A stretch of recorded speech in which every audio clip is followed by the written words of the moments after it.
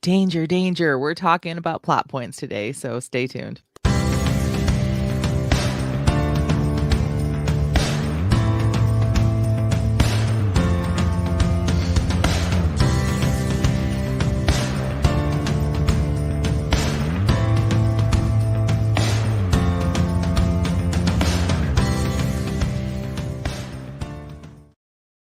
Welcome to the Christian Indie Writers podcast, where we inform, encourage, and support Christian indie writers on their journey toward publication. I'm Jennifer Carl Tong, and I write historical Christian romance. I'm Christina Catane, and I write Christian dystopian fantasy. I'm Jamie Hirschberger. I write short fiction under the pen name J.R. Nichols. We are so happy that you have tuned in to listen to us, whether you are live or listening to us as a podcast afterwards. We're very grateful that Teresa is here. Teresa says, "Good morning. I'm going to try and listen with my earbuds live, but we've got a chimney guy coming, so I might have to catch the replay." Well, but does your chimney guy sing Chim Chim Chiroo for you? I want to know. I just found out that our chimney guy retired. Oh. So now we had to find a new chimney guy. Not the end of the world. Obviously, nice older guy, and he's how we found our exterminator. His son is an exterminator, and so just glad to find him. But his son came and did the final thing and said, "Yeah, oh yeah, Dad retired." I'm like, "Aw." So, and Brian's here as well. He says, "I'm Brian Crothers, and I write snarky memes." Oh, I love snarky memes. Snarky memes are great. We used to do snarky memes of ourselves. I love that. It takes a lot of work, but that was a lot of fun when I was doing those. So, Brian, if you ever feel like doing a podcast meme, a snarky one, we're all for it. Yeah, so, Brian was peeking over my shoulder today as I was writing my live sprint. I go live when I do my writing sprints for the podcast, and it was nice to see him peeking over my shoulder, as he put it. So thanks for joining us this morning, to everybody who's watching. Brian also stirred up some jealousy in our Facebook live. Oh my gosh, what is wrong with me saying any more coffee? Group. Our Facebook group, our the listeners of the Christian Indie Writers podcast, when he posted a picture of his mug. Hold on, let me grab mine. Limited edition. Brian won. Gosh, was it our 100th episode, or it was a while ago? Brian won one of these mugs, and no, we don't have merch yet. We were just talking about that off air. We've been talking about it for a while.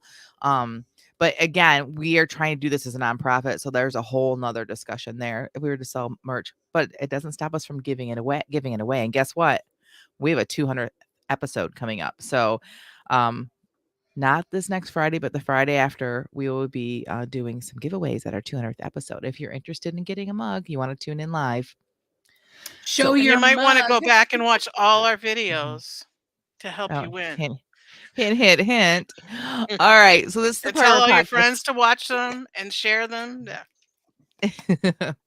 All right. So we start every episode with our segment that we call the What's Up. It's where we reconnect with each other, check in and see how the last week went, and basically lie about how much work we got done. So I'm going to start with, no, I'm just kidding. All right, Tina, how about you? What's up with you today? I didn't realize I had to lie. No. I just come up with a good one now. That comes into what's next. Like, yes, I'm going to get all this stuff done this week. I think that falls under the category of best laid plans. Yes. Yes. Well, everyone knows that I'm like the big learner. So I've been reading a lot of craft stuff and watching a lot of craft videos. I like to watch craft videos while I'm working because I have this boring, mundane job that's really repetitive.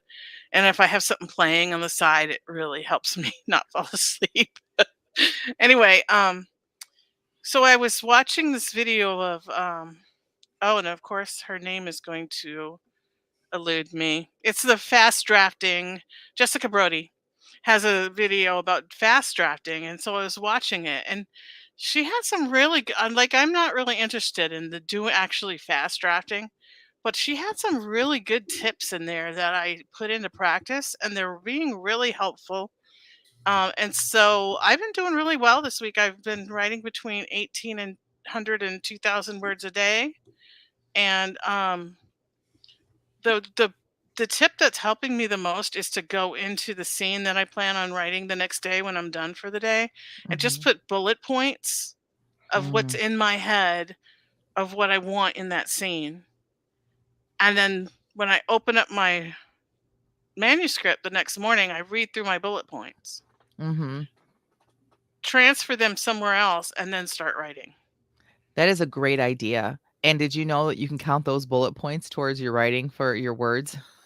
If you're like, if you're For doing nano, nano. you write, especially if it's for your novel, all that counts. So you can just leave in the document for now. But yeah, I don't know that I would count them just because like I really want to know what I would.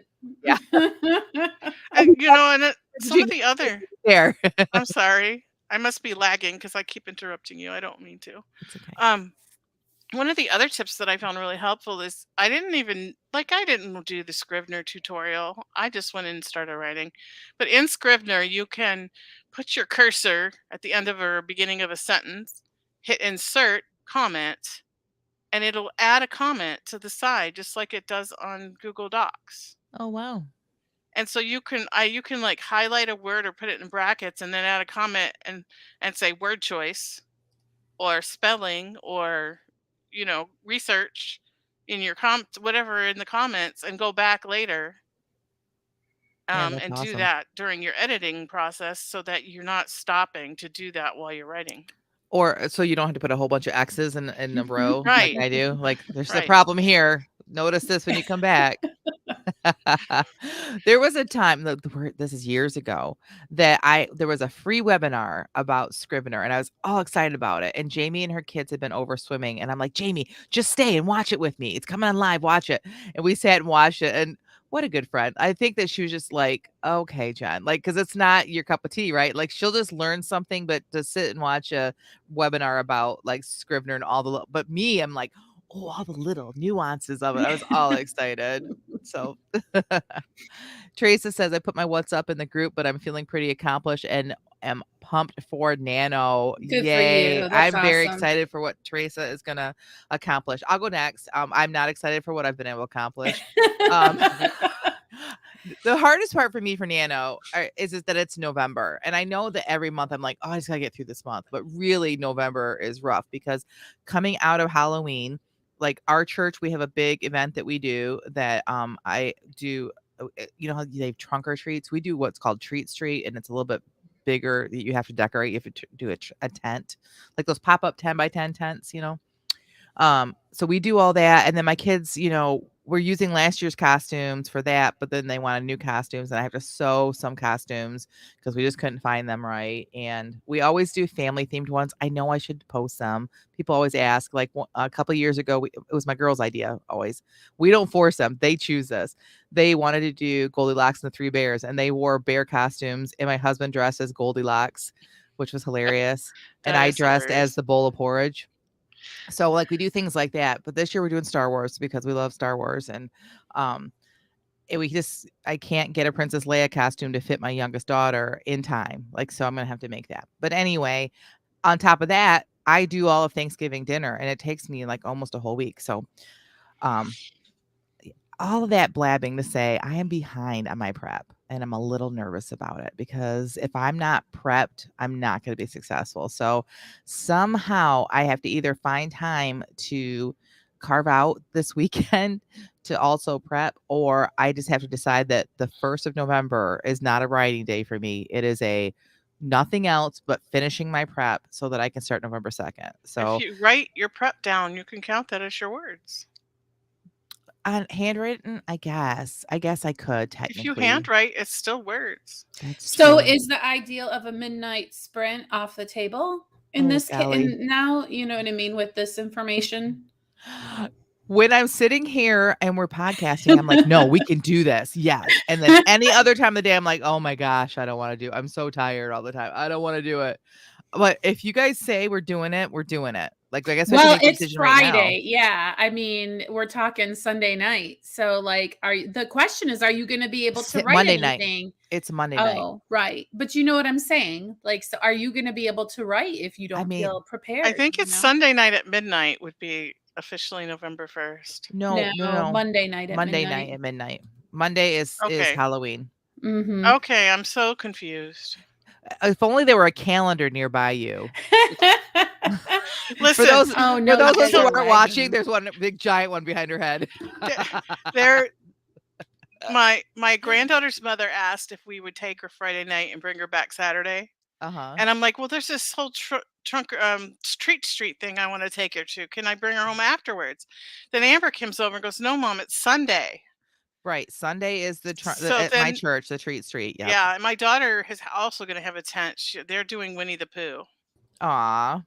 and she's going to be Is Kanga Oh, because she's oh, very cute. pregnant. So Yeah. all she's going to do is like put a pouch on her stomach. Yeah, the theme this year is books. And so my girls and one of my best friends' girls are very much into Harry Potter, and I already had costumes. So I was like, we're totally doing that. So yeah. So anyway, in my mind, the Treat Street is Halloween. Like that's what happened. You know, and it's funny because the nice thing is that we've had a lot of Halloweens in Michigan here in the past several years that have been miserable. Sleeting rain, snow, like you just don't want to go out. And my girls have done Treat Street and they like have so much candy. They're like, yeah, we don't have to go out. And I'm like, yes. But last year we went out into our new town, the town I grew up in. It's a little small town. And we went out and they do Halloween up right. It is like every house is lit up and hand out candy. The Lions Club sets up free hot dogs and cider downtown, and everybody goes, and everyone is just very family friendly. The whole town is. All the most of the stores are open up, like handing out candy. It's just a lot of fun, and it's a small town, so you can walk a lot in a small amount of time with a bunch of houses and together. And so, yeah, I'm actually looking forward to. If only I Halloween had a kid I could take. You have a grandkid, but you don't get her that night. So. No, she has school Monday, so she has to go home. I will donate one of my children if you'd like to come and walk. My daughter only lives like a mile from you. We can take the baby. She might not be out yet, but she still needs candy. Yes, I agree. Let's do that. Let's make that happen. So, okay. Jamie has been waiting patiently to tell us excitedly about what's going on in her life, right? Yeah. Well, honestly, it's a weird thing to share considering what's going on in my life. I don't know if you guys know that I knit. So I didn't. I have started this project because I wanted to. I love that. That's a great reason. Yeah, well, and a lot of my school is watching videos, and I really just am not able to just sit and watch anything, really. I feel like I should be like cleaning or something, but I can't. I have to have eyes on these particular videos to learn anything, but I need my hands busy, and that's a simple knit every stitch project. I just decided I'm just knitting every stitch and I just cast it on however many, and so it will just be finished when I feel like it's finished. And I'm so glad. I mean, you saw how much I did because it's really actually been like therapeutic feeling, which is really strange. It's almost as if I had did you ever did it ever just dawn on you, I haven't really been eating enough vegetables, and then you just like want to eat green beans or like, you know, right. Yeah. That is how I felt about like the knitting. And so I'm just really happy that I paid attention to that. And I'm very happy with the project because this blanket, the yarn is so squishy. So I'm really happy that I'll have a functional item, probably just in time for it to be freezing cold here in Florida, which means under 60. So I love this, Jamie, because like I'm very similar. Like I can't just listen to a podcast or just like even watching a show. I feel like I've got something in my hands. Yeah. And I got to break that, at least that part, because I feel like I'm not present with my children when they want to sit and watch something with me. And then I'm on my phone, like literally doing nothing that matters, but just keeping my hands busy. But I love scrapbooking. And it's not just because like people are like, oh, I never got into that. For me, it's a very artistic thing that I get to do that I can have the TV on. I can be listening to a podcast. I can do other things. So I totally get that. When you go to seminars nowadays, a lot of times they'll have coloring, like adult coloring pages on the tables because they've proven scientifically that people pay attention better when they have little things to do with their hands. I'm a tactile learner. That's what they call it. Yep. I have seen a lot of neurodivergent thinkers presenting arguments for like or just this is what it's like to be me type videos. And this one person put it to where it was like, I have a certain amount of brain capacity and all of it must be 100% engaged at all times. And so like, if the subject matter is difficult enough to where I really have to focus and pay attention, I don't need anything else. But if it's like, if there's any leftover brain not occupied, then I have to do also a hand thing, or you know what I mean? Yeah. And so the garbage TV that sometimes you're roped into watching just to like be in the room and you know, that usually always I'm stretching or whatever. Can't just sit still for it. It's 100% my son. Yeah. He has to have like multiple streams of stimulation. Yep. Well, hopefully this is not going to be considered garbage TV for any of you, because we have an episode that we actually have to get into. Enough of the chat, ladies. Today we're going to be talking about plot points, and we have been mentioning NaNoWriMo. If you are new to writing or even new to this idea, in November every year is National Novel Writing Month, lovingly referred to as NaNoWriMo. And it is a free event. Anyone can participate. You can go to their website, nanowrimo.org, I believe it is, and register your work and sign up. But what it is that it is a challenge, a free challenge where you challenge yourself to write 50,000 words in 1 month, which equates to 1,667 words every day.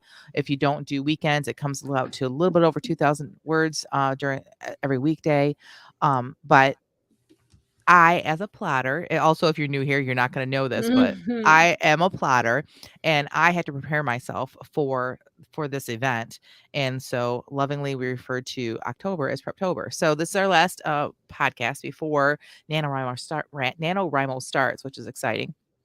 So today we want to talk about plot points and how do you come up with them? And so what are plot points, ladies? Anyone want to share with it? Well, there are disasters, turning points, plot points. There's some other words for it. In a hero's journey, they would call it. The first one is crossing the threshold. Like, so there's like a ton of different terms that it's called, but it's basically, you call them disasters, which I think is a really good term, where something happens that completely turns the character's life around, and they have to pivot and they have to go in another direction. Yeah, I always call them disasters because, again, like I mentioned last week's podcast, when I started out, I was looking at all different ways of formatting your story, and one of the ways that I looked at was the snowflake method. It did not work for me, but the idea of disasters did work for me. But it is confusing sometimes for people when I say that, because I write romance and they're thinking like floods, earthquakes. It's not always that. It's just something that is a disaster to the life of your character, something that changes like everything. So and they happen at approximately 25%, 50%, and 75% of your story. So there's 3 specific spots in general if you're writing a 3-act story. It's the same for the hero's journey, correct, Tina? Yeah, and like the crossing the threshold happens at the 25% point, and it also is the point where Act 1 turns into Act 2. Yes. And then 50% and 75% then is where Act 2 turns into Act 3. Yes. And then you have the midpoint, which is the 50% mark. Exactly. And so I know that some people, especially people that don't want to plot, the crazy people that don't want to plot, are like, they'll often be like, well, we have a story idea. Isn't that enough? I have a story idea. God's going to give me the words. I'm just going to sit down and type. And that could very possibly happen. But what are you going to do when that doesn't happen?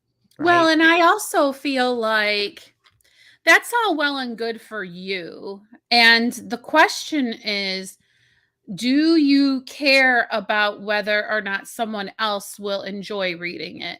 Exactly. Like, because you might automatically be invested in the same way. We always talk about calling my baby ugly when somebody leaves a bad review. And you're going to feel about your work the way a parent feels about their particular child. Their particular child's first steps are so fascinating. Their particular child's first taste of solid food is so amazing. Nobody else is going to like and care as much as you do, not because they're an evil person, but because they just don't have the same level of investment. And if you don't structure your story in a way that is engaging to another person, that's fine. But then you can't really be surprised if other people don't want to continue your book after the first chapter or something like that. Absolutely agree. And Jamie is pushing us forward into like our first topic of the conversation is why? Why do we need to know what our plot points are? Can And I just Jamie, add to the previous what we were yeah, talking about that yes. I'm kind of a halfway between a plotter and a discovery writer.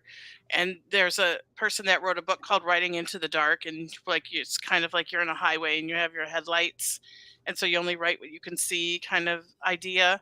So to me, having these plot points are like the signposts along the highway. Like I know I need to get to this town to make it to this town and then make it to that town to get to my destination. Right. So that was ahead in our outline, not behind. So Oh, is it? I don't Sorry. really I know where we're thought at it. anymore. It's fine. We're just going to chat today. No big deal. Honestly, no big deal. But ultimately, you don't want your story to drag. Like you might like love this story and you love these characters because they're already inside you, right? But the other people that are going to be reading this don't know them as intimately as you. And if you put all the action and the fun stuff in the first 50% of your book, then what's going to happen with the rest of the story? You have to get the rest of the character arcs out.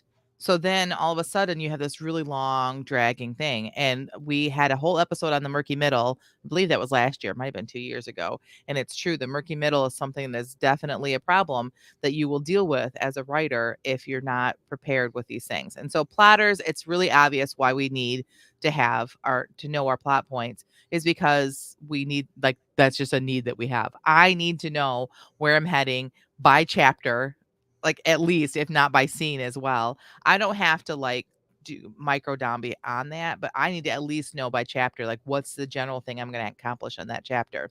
And like Tina said, for discovery writers, it's the goalposts, right? You got to know Mhm. where you're headed. You may not like know what each chapter is going to be between in there, but if you know where you're headed, Yeah. then you'll be able to write. And so that's why it's good to know what your plot points are, Right. the big things that are going to Can happen. I say something? First of all, Brian is very snarky. He says, yes, it's okay to say pantser. It is not a dirty word. I know everyone's changed from pantser to discovery writer, which is fine. I like both words actually, to be honest, but I'm a plotter. Plotter Yeah. sounds weird. It sounds I like feel I'm just like going real slow. discovery describes better what I do. Mhm. Like I discover the story as I write it.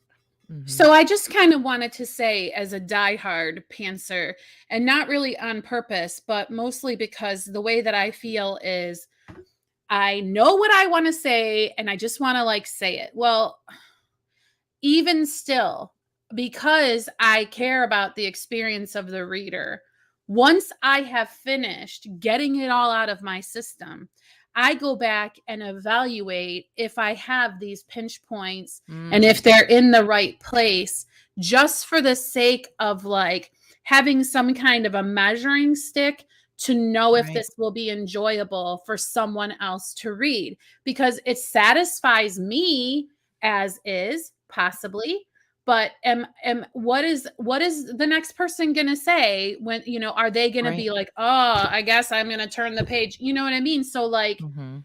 even if you don't have them ahead of time, if you're a committed diehard pantser, I'm not gonna do any, you should use this as sort of a measuring stick to see how it measures up to things that are proven to be beloved tales, or like Mhm. things that work. I mean, there's just, this works, this doesn't. And if you want to throw all the rules out the window and be a rebel, maybe you'll be the breakout person. But if you're not, maybe here's why. Maybe.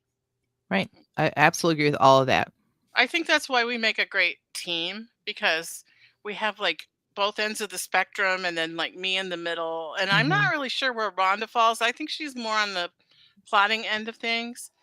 But and like in my way of doing things, my goalposts can totally be moved. Mhm. So, like, if I wanted to get to Seattle through Minneapolis, I could decide, like in Chicago, that I wanted to go, through Missouri instead Mhm. to get there. But I'm I'm still glad you like, I'm still going there. I'm glad you said that because I want other people to know this too, even about even plotters. Like if as you're writing, your goalposts move or things change, guess what? Post-it notes can be moved off of your like they can be moved around, they can be Mhm. taken off and thrown away and put something new on. This is just to help you to keep structured. And I love what Jamie said about like if you don't want to do that, great. But afterwards you're gonna have to go back and do it. Like it's really important for the story flow that if you do this, for the enjoyability for someone else to read it. And for So super intuitive writers, they might just need to check it. Like they might have already put all that in there yeah. without knowing it, but it's Mhm. always good to go check and have some kind of pattern that you're looking at to see if you met the mark. Agreed. In my first book that I pantsed, um, that had to be fixed a whole lot, the first half of the book had them intuitively. It was the second half that it just derailed majorly. So I I was think just a trying to lot put of people like get into the murky middle and just don't Mhm. know where to go. Yeah. Alright, so then how do we know what should be our plot points? Like, we have this story idea, we have this grand it's how it starts, right, with this grand idea. I'm gonna write about a widow in the West that is happy that her husband's dead. And that's the story idea. That's where it starts, right? Mhm. Like, she's at the funeral or the wake, and she walks in the bedroom and looks in the mirror, stops crying, and smiles and said, "Thank you, Lord." Okay. Wow. Alright, now what do I do with it? So, how do we know what should be our plot points? I think you have to know what your character's goal or greatest desire is, Mm. and then you have to find ways to keep them from getting it. Yeah, hint, hint, hint. You wanna go back and watch last week's episode if you missed it, because we talked about characters last week. So, Yeah. Can spec you still hear me? Because I'm spinning. yes, Yes. you're we can see you, but you are kinda getting blurry for us. So, specifically, a plot point is a scene or a chapter or an event that directly affects what happens next in the story, and in general will change the direction of the story for the characters, right? So, it should change the oh my word, Trajectory. trajectory. I had this problem in the meeting too of the story, or at least change the trajectory of what the characters think should be going on, right? Mhm. So, let's And what do a really good story, it will be both. yeah, You agreed. guys were talking about how Post-it notes can move. Oh, we lost Jamie. Yeah, so she got half that sentence, and then we lost Okay. her. Well, Jamie, if you can hear us, we'll try to come back to that Can you kinda hear me with my camera off? yes, we can. I was gonna say that if your goalposts move, that's probably a good thing because what happens is your characters are probably telling you, "I'm not doing that," Yeah. and then you know that you really hit pay dirt as far as writing someone who's real. Mhm. And if you have to change things around, sometimes it's a good sign that you did a good job with your character sketches. Yep, agreed. Awesome. Now, Yeah. Tina mentioned goals and what could stop them from their goals, right? So those would be things that Hmm. could be points. What about their fears? What are your characters? What are Mm. they afraid of? Like for me, Cade is afraid of being hurt again. He's been hurt. He's afraid of being hurt. Colleen is afraid of being controlled Mm. because she's been controlled. So so you take their fears and we're going to put things in the story that actually make them face those fears, right? Right. Mm. What else? What are some other things that you consider for your plot points? Pains and past traumas, Mhm. things like that. Mhm. Yeah, because all those things will affect how they make their decisions, Yeah. and the decisions that your characters make generally bring on these plot points, like, can you think of something in one of your stories, ladies, like that a decision that one of your characters made caused a plot point? Put you Yeah, guys on the in my spot. second book, Angelica decides that because she's having trouble forgiving her father, and there's a lot of tension between the two. So Mhm. she gets talked into leaving him behind and going off with this other group who did not have her best interest at heart. And because of that, she got taken prisoner and put into a cell. Mhm. Yeah, my Theo Brown is a care about nothing janitor until he goes and sees that there is a raccoon that can do sign language kept prisoner in a science lab, and he's like, I wonder if those little hands could handle an Xbox controller. And so then he decides he's going to rescue him. So just that discovery changed the course of the story. In A Calling for Phoebe, Phoebe has such a pushback to anyone that tells her she can't do something, or anyone that maybe would doubt. And when somebody says, well, you can't be a pastor, all of a sudden she's like, yes, I can. And it decides to go on this journey that she was kind of hemming and hawing about. And so it completely changes the trajectory of where her life would have gone had she not like made that decision. So she decided right then and there, I'm going to show you. Okay. So for me, when I am doing my disasters, the first disaster, which moves you from the first act into the second act, it changes the direction of the characters' lives forever. Like I just explained with Phoebe. Often it's what they think they want gets ripped out from underneath them, and they have to adjust to like a new normal. She thought that she was going to her whole life thought that she would meet another pastor at college, and they'd be ministers together, and that didn't happen. So then she started questioning is that really my calling? And really and truly, so she thought that's what she needed or wanted, but what she needed was just to follow God. And so that her whole safety net of living with her parents who were, her dad's a pastor, all these safety were ripped out from underneath her, and she had to go on this journey. I say journey, it really isn't like a hero's journey, but like she had to go somewhere else and follow God's plan. So that would be the first disaster. Second disaster for me is something catastrophic happened. And I use big words like catastrophic, but like generally this is where my male character either brings about the female characters a part of her character arc, or he reacts to the character arc, and it generally is a kiss. Generally it involves a kiss somehow because I write romance. It can be the first or it can be the second kiss. And then my last disaster is always something that makes you think that there's no way these characters are going to end up together. The failure of this relationship is imminent. That always is my third one. So that's how I deal with my disasters. And then I go in and I take what is their pain? What are their goals? What are their life experiences to help fill in exactly the specific disaster that is going to fit that kind of idea. So that's how I do it. And I think that you bring up a really good point. Genre is going to be important. Yes. If you are writing a mystery, your disasters are going to probably follow a pattern, much like how Jen's romance tends to follow a pattern, right? And Tina's is different too, right, Tina? Yeah, so I write fantasy. And so the first disaster, it kind of lines up with the hero's journey, crossing the threshold, which there's like a call to action for your hero, and they've denied the call, and whatever happens forces them to accept the call. So I'm going to use Star Wars as an example because everybody's familiar with most people are familiar with Star Wars. So the first disaster in Star Wars is after Luke hears the recording of Leia saying, "Help me, Obi-Wan Kenobi, you're my only hope." And he's talked to Ben, and he's going back, and he finds the Jawas massacred. And he realizes that the stormtroopers are looking for the droids. And he panics, and he rushes home and finds his aunt and uncle dead.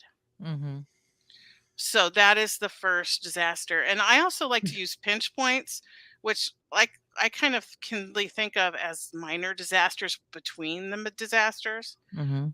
So like the pinch point in Star Wars is when Luke and Obi-Wan leave Tatooine, and they're chased by Imperial Star Destroyers. And right around the same time, the Death Star destroys the planet of Alderaan. So that's like a mini disaster. And I don't know if you would consider Alderaan being destroyed a mini disaster, but it is for the main character. Right. So we have to keep your protagonist. It's not the size of the disaster. It's about the effect on your main character. Exactly. So the second disaster, the midpoint, in Star Wars was when the Millennium Falcon gets sucked in by the tractor beam and they hide so they're not caught, but they discover that Leia is a prisoner. And so now this thing where Ben was going to go off and disable something so they could get away and they were hiding until he got back became a rescue mission for the Princess Leia. Mhm. So that was the second. And that also, like the first half before the midpoint, the character is reacting to all these things that are happening. And when they reach the midpoint, the main character starts acting. Which is an important part of the hero's journey. Yes. The reacting and then the Right. acting So now part. instead of just reacting to things happening to them, they're acting and they're going to make things happen. So Mhm. they next pinch point is they get stuck in the trash compactor. Mhm. So that's kind of the mini disaster in between. And the third disaster, which is the point that goes into the third act, it's also the all is lost moment that leads to the dark night of the soul. If you do the hero's journey, this is when Obi-Wan is killed by Darth Vader Mhm. in And Star Wars. so you can look at how I do it and how Tina does it, and then, like, to Jamie's point that she was making earlier, is that we have different ways of using our plot points because we write different genres. However, we still have plot points, and we still utilize the character's fears, the character's past pains and traumas. Like, so what you have to figure out is, like, what is my genre? Again, we did an episode about that recently. Who are my characters and what are their fears and pains? We did an episode about that recently as well. And so once this is see how everything is feeding in to getting ready to write your story. And so like Jamie's point, if you write mystery or you write something else, like, yes, you will have to do it differently than I do. You'll have to do it differently than Tina does, but you will still have to have your plot points and you'll still have to be able to figure out what those are.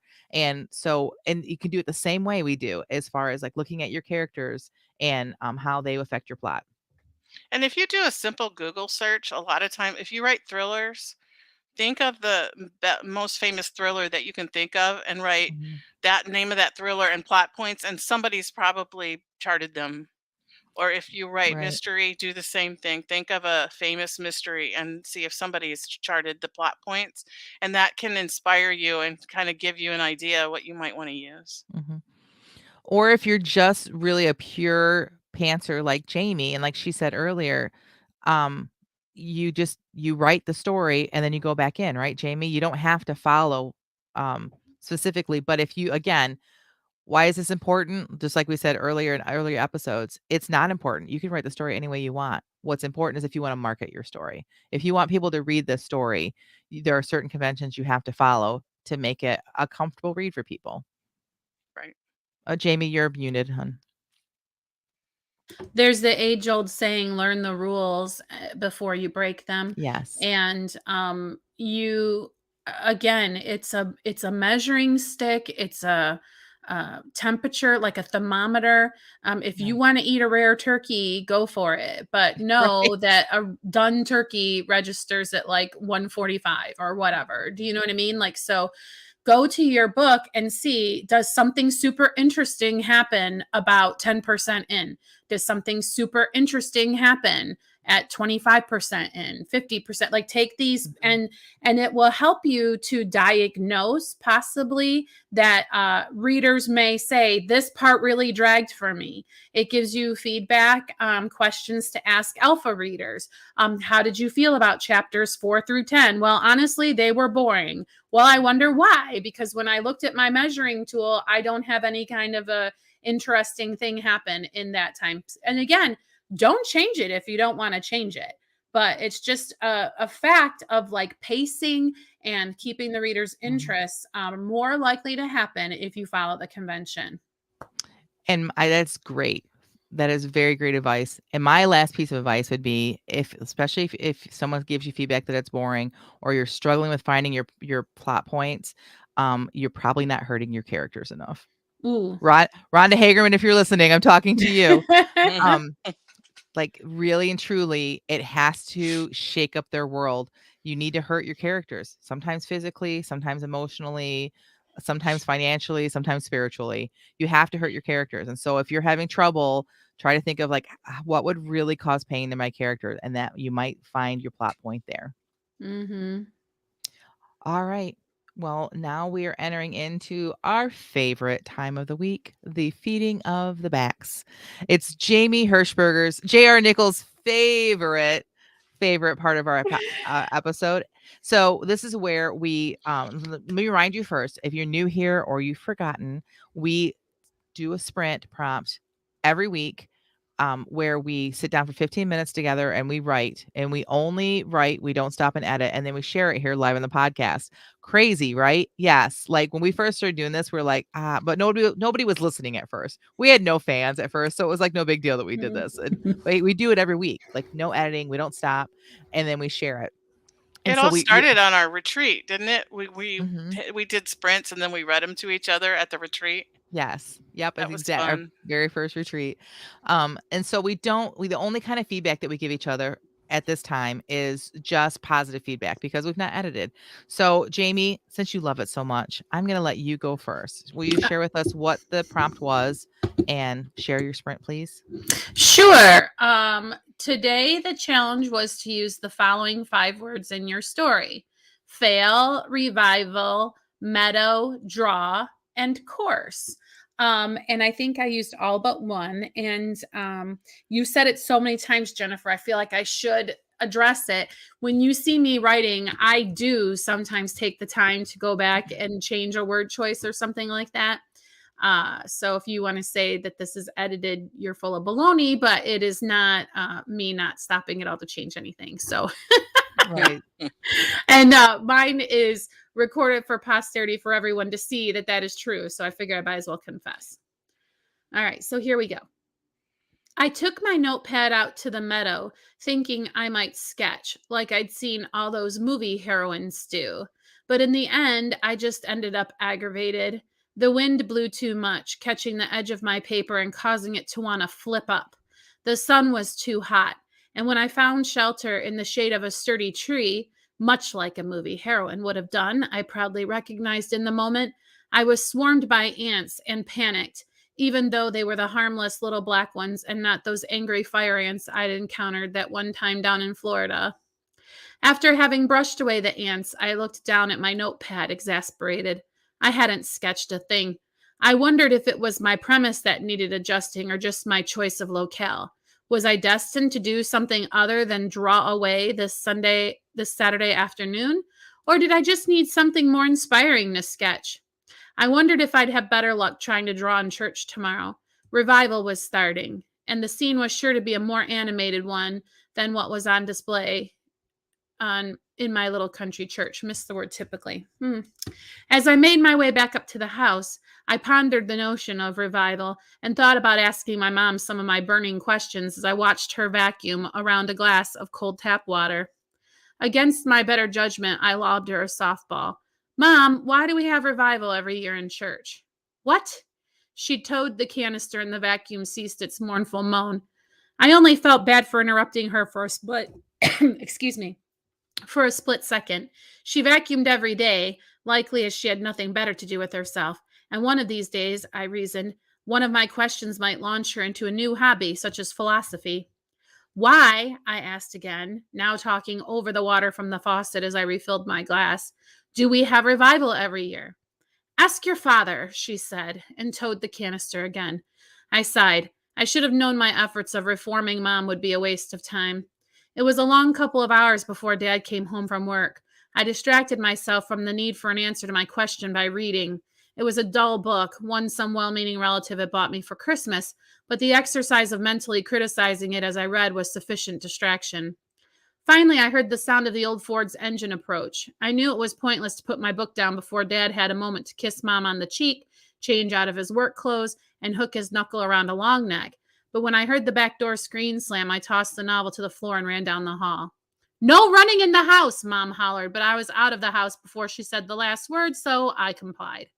Daddy, hi, I said, remembering my manners just in time.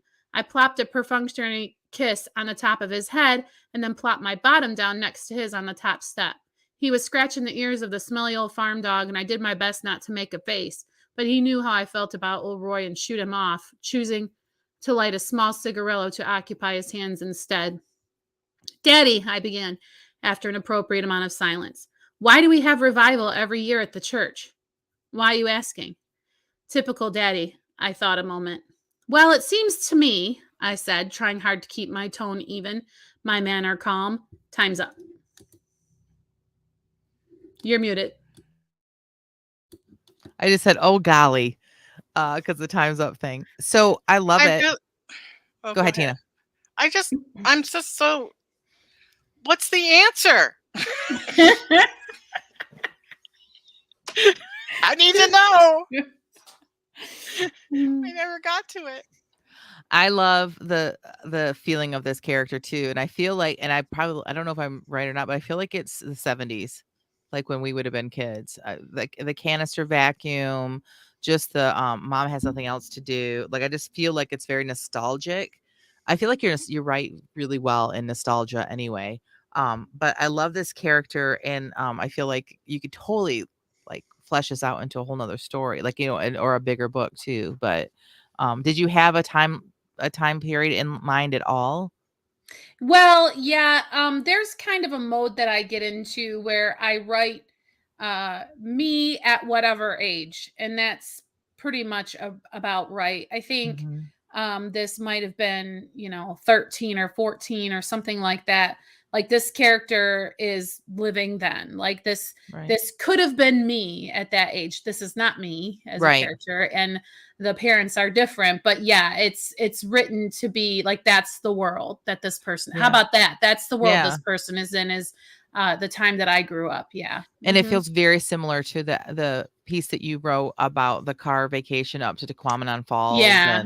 And so I love that. Like, so, and I don't know how to harness that. The fact that like it just comes so naturally for you to just be able to sit down and write with a feel, like the characters and the time and the whole story. Like you could write different sprints weeks apart, and I can identify what they could go with, you know what I mean? Whether you meant that or not, but it feels like this could be this within the same story. And so I just well done. And I appreciate that. The little details, like you said, the canister vacuum, the truck and the dog, and like it's the little details. And I just really connect with this little girl who is full of questions, and everybody's just wants to like not answer them. Like put her off, like go ask someone else. And it's definitely the voice, because she can do, and I know that we're hearing her read it, so that helps. But like the voice, whatever she's writing, she always has a very strong voice, and I just think that's awesome. So well done, Jamie. For sure. So I totally don't want to follow that, but I have to. So all right, I know we're not supposed to complain, but here's the deal. Like I kind of had an idea of where I was going to, like what I wanted to write about or what I wanted to discover. Like I was writing for Discovery for my nano project because I need to work some more on my outline. And so the words, I never used any of them. And this is just kind of an epic fail because it doesn't go anywhere. It's just, anyway. So I'm just going to read it. Did you discover something? It's really short, so probably not. Okay, here we go. And that was that, she asked. You just left? Cade nodded slowly. I just left. Colleen's freckle-kissed brow wrinkled. But aren't you the eldest son?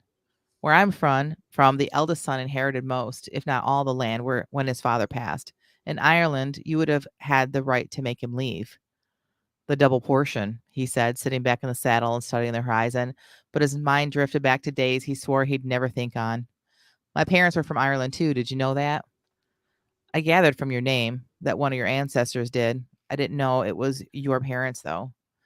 Yep, my family line always followed the teachings of Deuteronomy 21. He shall acknowledge the firstborn by giving him a double portion of all he has, for he is the first fruits of his strength.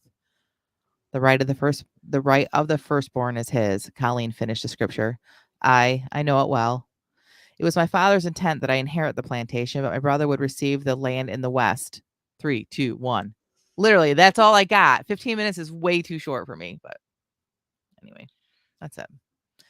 Well, so I discovered stuff. I totally discovered stuff with that I didn't know about Cade. Okay.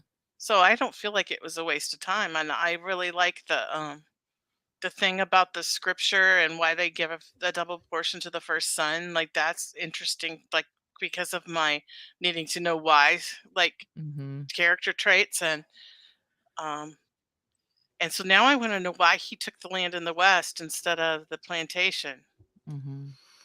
Well, Right. and I feel like these sort of conversations are what can elevate a romance book to be something that non-romance readers would like to read because typically if you're just cheer chasing and just looking for all of the happy moments, you don't really have deep kind of conversations between the characters to where you feel like they even know each other. Mhm. And I appreciate them having this conversation where there's like, oh, we have these things in common, Right. shows how they could be developing more than spite toward one another, Mhm. so that those things when they happen seem more realistic for Right. somebody who's not a traditional romance reader.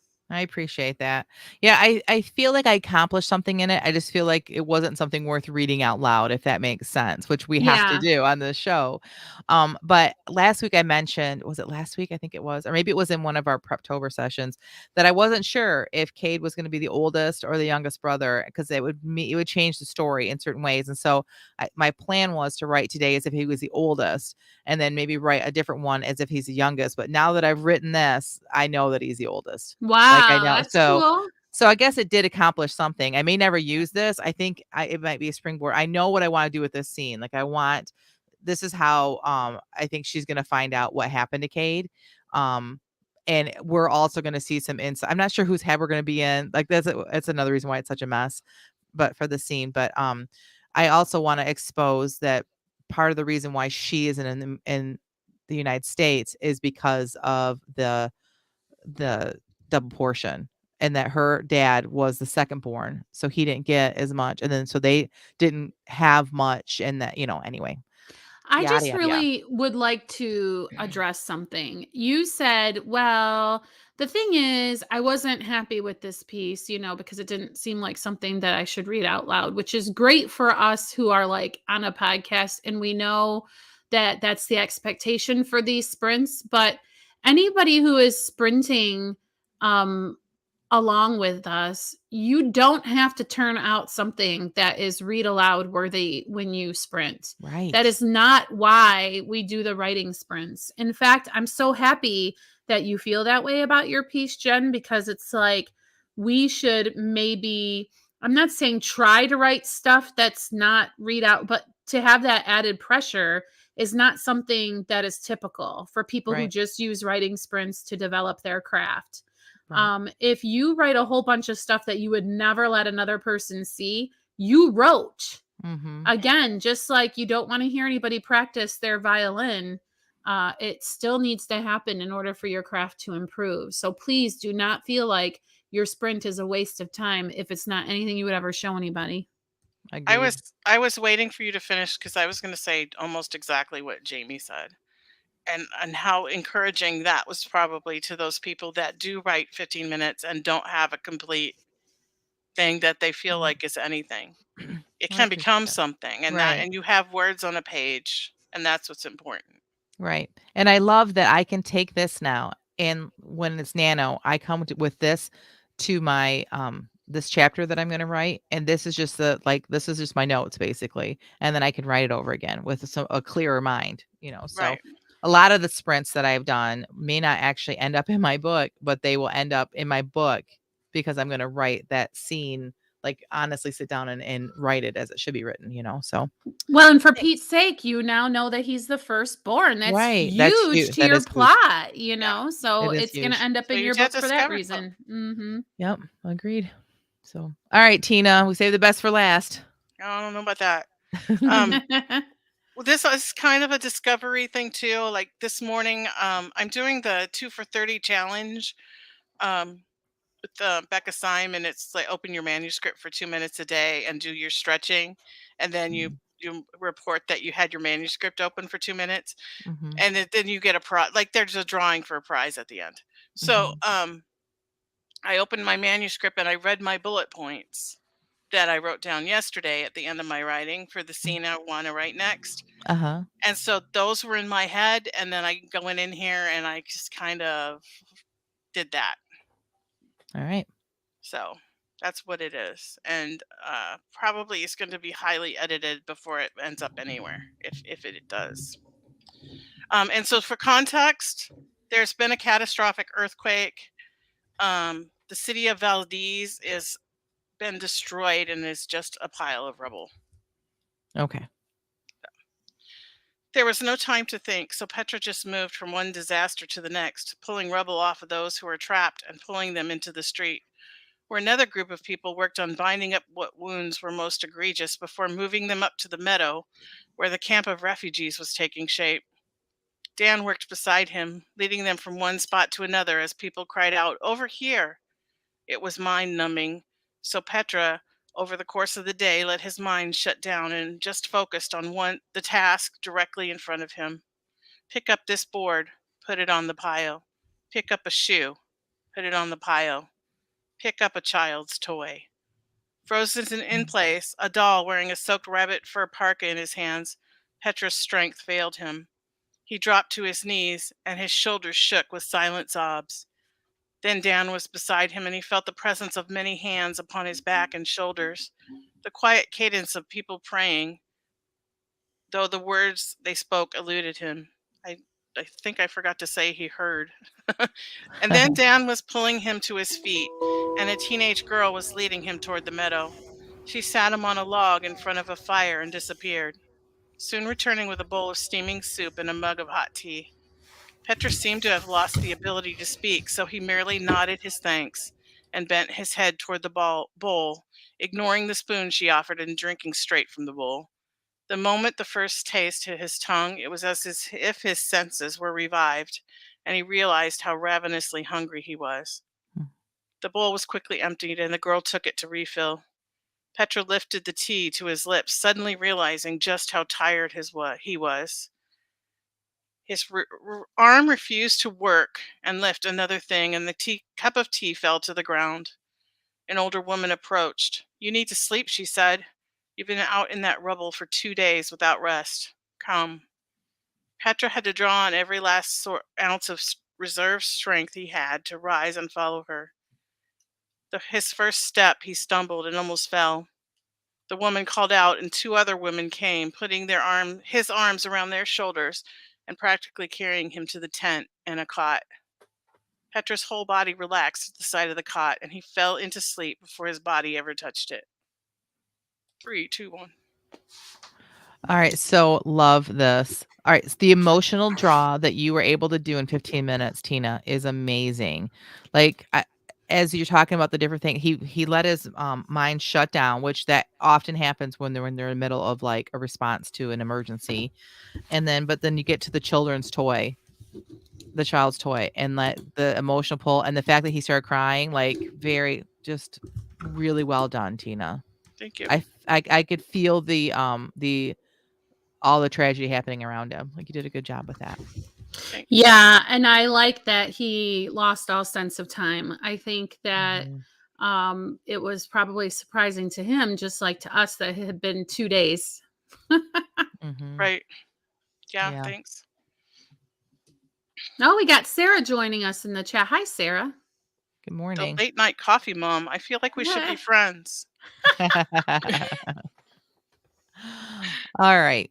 Well, I guess we're getting towards the end. So this is the last part of our episode. Sorry, I'm still like thinking about the whole scene. Yeah. So well done. So this is where we do our what's next. This is just like at the beginning of the show, how we talk about like what we did this week. Now we're going to talk about what we're going to do in the coming week with our careers specifically. So let me start with you, Tina. What's next for you? Well, if there's no baby, because my daughter is 36 weeks pregnant today, and she's had a few complications, and the doctor said we need to get you to 37 weeks, which would be next Friday. So if there's no baby, then I'm going to continue with the process that I've been doing, and hopefully writing my 16 to 2,000 words a day, 1,600 to 2,000 words a day, and getting this novel out, getting it written. Awesome. Well, there's no baby in this household coming for sure. I'm actually closer to the baby's house than you are. Just thinking like, if she needs a little help, don't call mom first, call Jen. Oh, that's so I offered to funny. stay with them the first week and That's my mom always do did the that. dishes and cook and clean and stuff. So we'll It's see. very helpful. Like my mom just being there, just having her near was always she did that for all 3 of my babies. So, all right, so my what's next, I already told at the beginning of the hour all the things I have to do this weekend, but I need to complete my outline so that I can be ready for Nano. So that's what's next for me. All right, Jamie, what about you? Heading into my final capstone project for school, so pray for me because I really want to be a help to my team.